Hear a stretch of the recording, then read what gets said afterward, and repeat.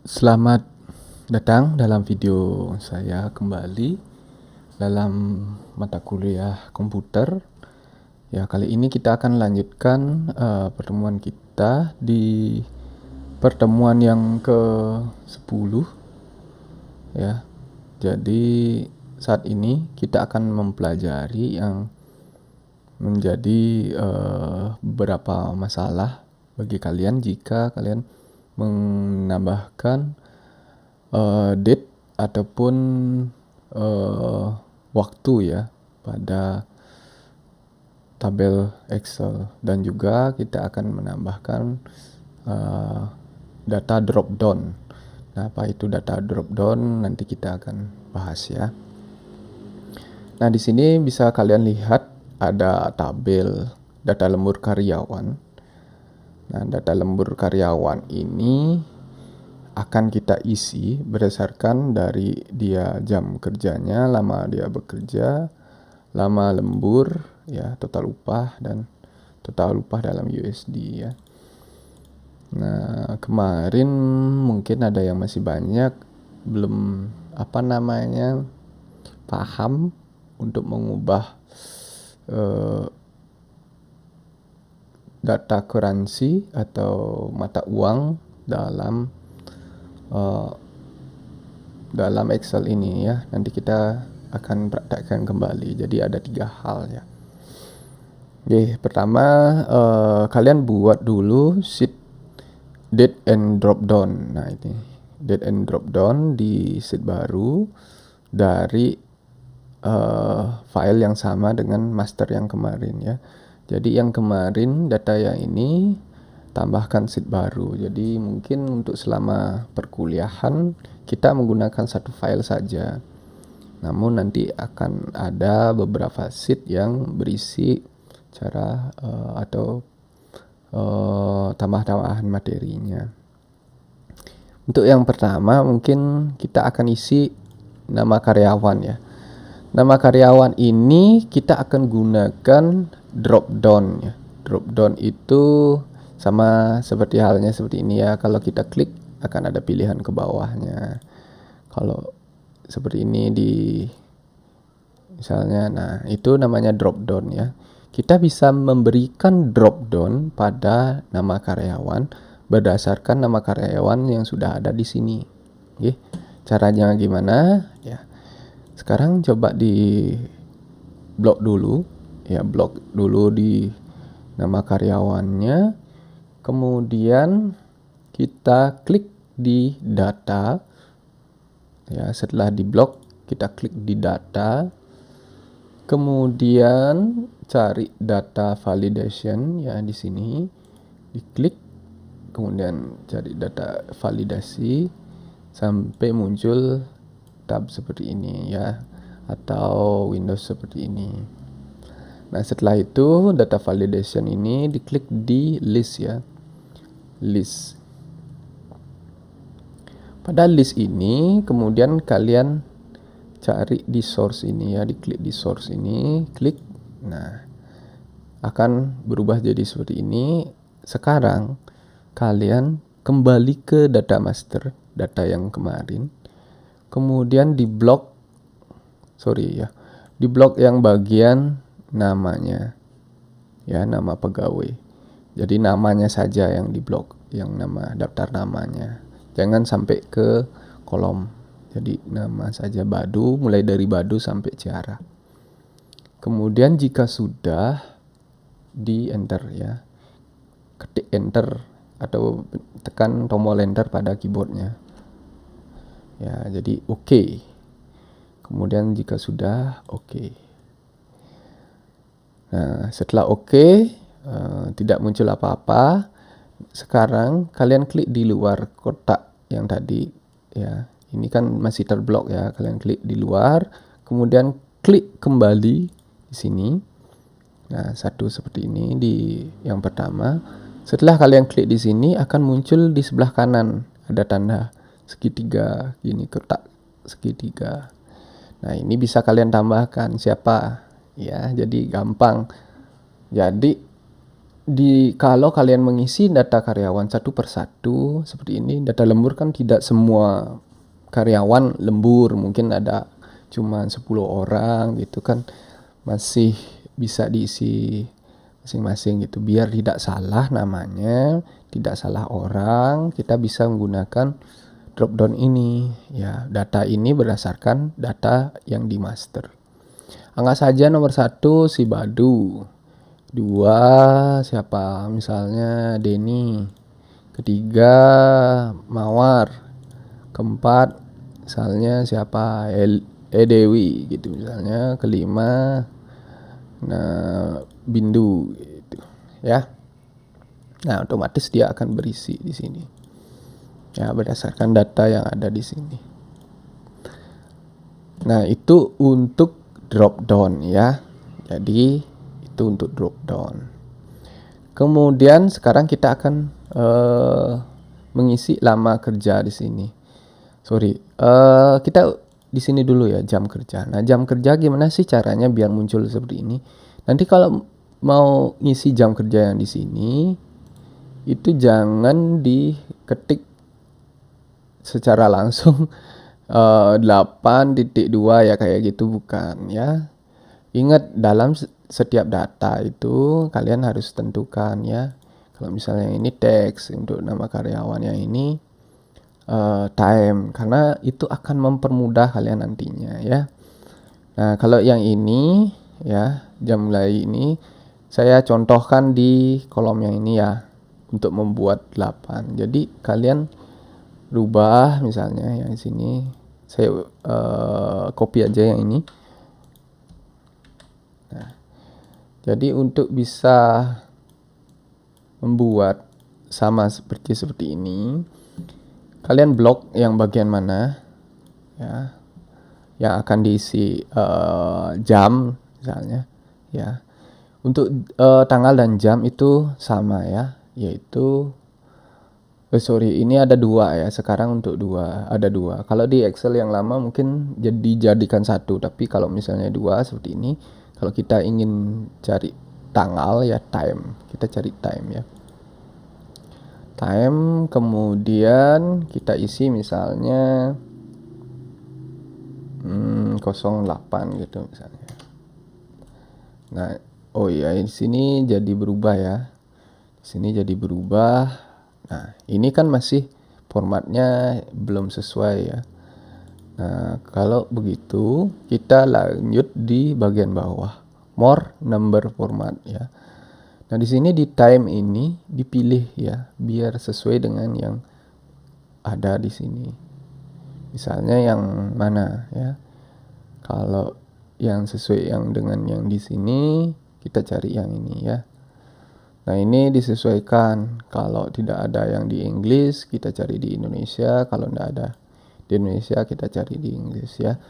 Itu sesuaikan saja ya. Kalau kita pakai di Indonesia, coba kita cari di Indonesia dulu. Di Indonesia. Oke. Nah, ada seperti ini ya. Oke.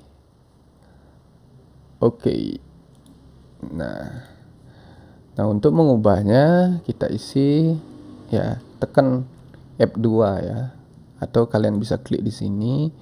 Kemudian untuk tanggalnya kita hapus saja, kita perlu jamnya saja. Jadi jam berapa? Jam 8 ya, berarti 08. Oke. Maka dia muncul seperti ini, nggih. Diedit.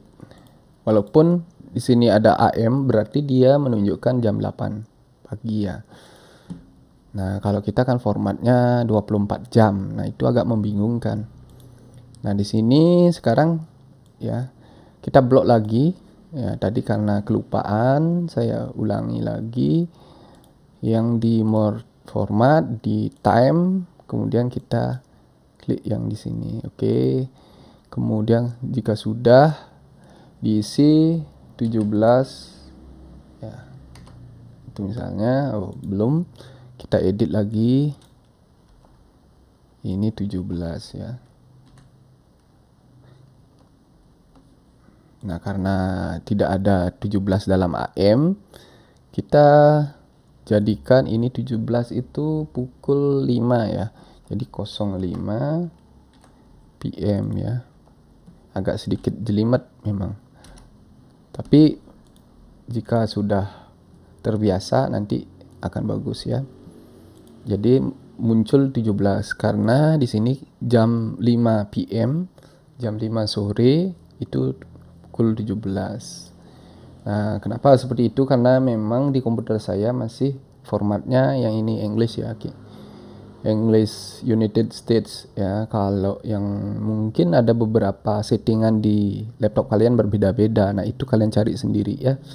Berbeda-beda, tapi intinya di sini kalian menggunakan format time ya, biar lebih mudah.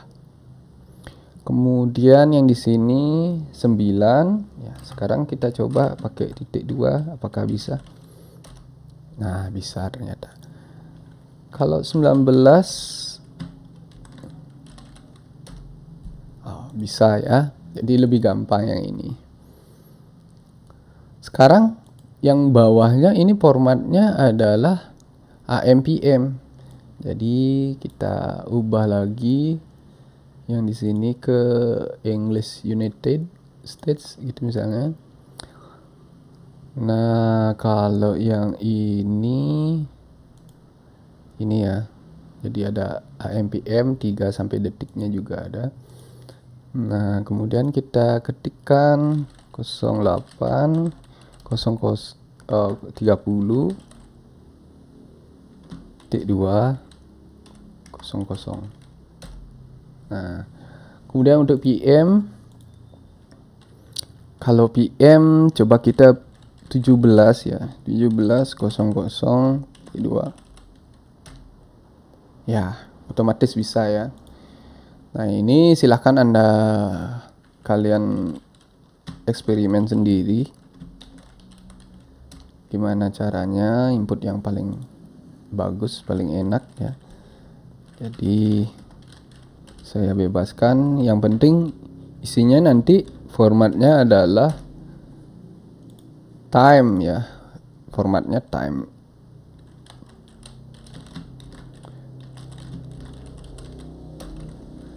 Nah, ini sudah sampai hampir selesai. 8+2 10 ya, ini 20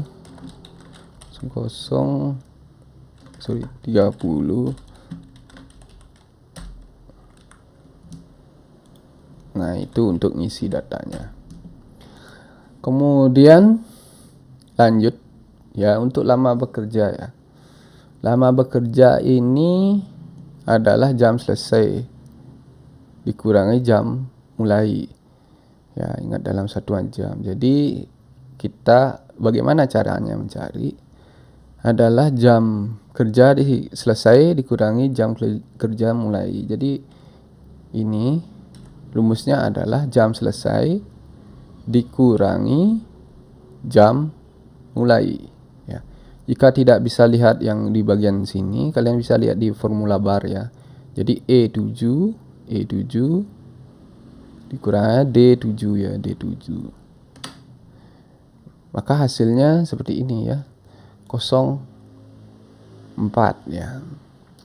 Nah, kalau hasilnya agak sedikit kurang bagus di sini 04 seperti ini ya.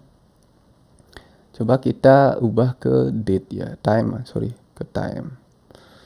Nah, kalau time-nya juga kurang gini ya, kita kan dalam jam. Kita coba pakai number. Nah, juga kurang baik ya. Nah, ini kalau seperti ini ya, kita harus kalikan 24 ya. Karena kemungkinan besar ini hasilnya dalam bentuk hari. Jadi kalau nilainya kecil seperti tadi, kita kalikan 24. Nah, dia baru muncul 9 ya. Jadi kita jadikan dia number berapa jam ya. Nah, jam itu kan tidak ada AM, PM atau gimana ya. Jadi tulis saja 9 gitu. Tidak ada tambahannya. Dan itu tipe datanya adalah number atau jumlah ya. Karena ini semuanya kira-kira kayaknya number, kita jadikan number ya. Block kemudian dijadikan number. Oke, selanjutnya karena ini datanya sama, kita drag ke bawah, hasilnya jadi seperti ini. Nah, kemudian jam lembur. Nah, jam lembur ini adalah lama kerja dikurangi jam kerja normal. Jadi lama kerja ini berapa lama dia kerja, kan sudah ada hasilnya tadi kita hitung. Kemudian dikurangi jam kerja normal. Jadi jam kerja normalnya adalah 8 jam. Nah, karena jam kerja normalnya ini ada di sel D4 dan dia posisinya tetap, kita menggunakan sel absolut ya. Apa itu sel absolut? Silakan nonton video saya sebelumnya ya. Sekarang kita klik yang lama bekerja dikalikan dengan jam kerja dikurangi jam kerja normal. Pada jam kerja normal ini di D4 ini kita tekan F4 ya. Kalau misalnya ada yang tidak bisa pakai F4, kalian bisa tambahkan lambang dolar ya. Lambang dolar ada di atas angka 4, jadi shift 4, kemudian ini D ya, D dolar, kemudian berapa ini 4 ya. Nah, seperti itu. Diketik manual boleh. Maka hasilnya adalah lama lemburnya 9 dikurangi 8 ya 1 jam. Kita drag ke bawah ya. Hasilnya seperti ini. Kemudian untuk total upah ya. Total upah adalah jam kerja normal dikalikan total upah ditambah lama lembur dikalikan upah lembur. Ya. Jadi jam kerja normal dikalikan upah normal. Kemudian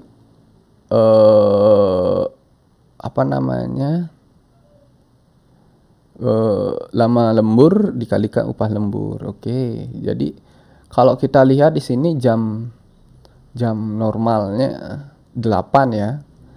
Nah, jadi kurang lebih sama ya. Jadi di sini karena sudah semua 8, sudah nggak ada yang minus ya.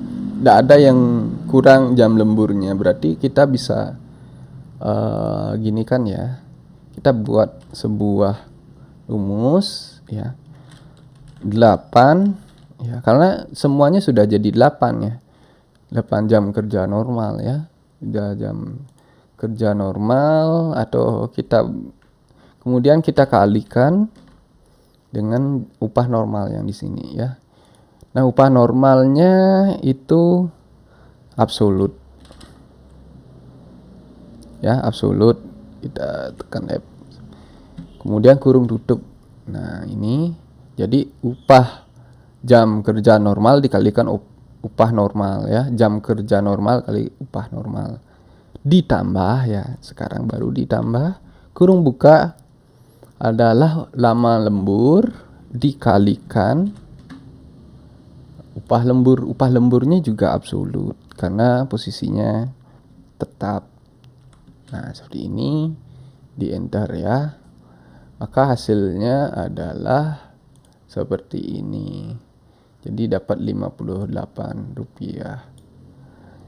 ya, sampai seperti ini ya.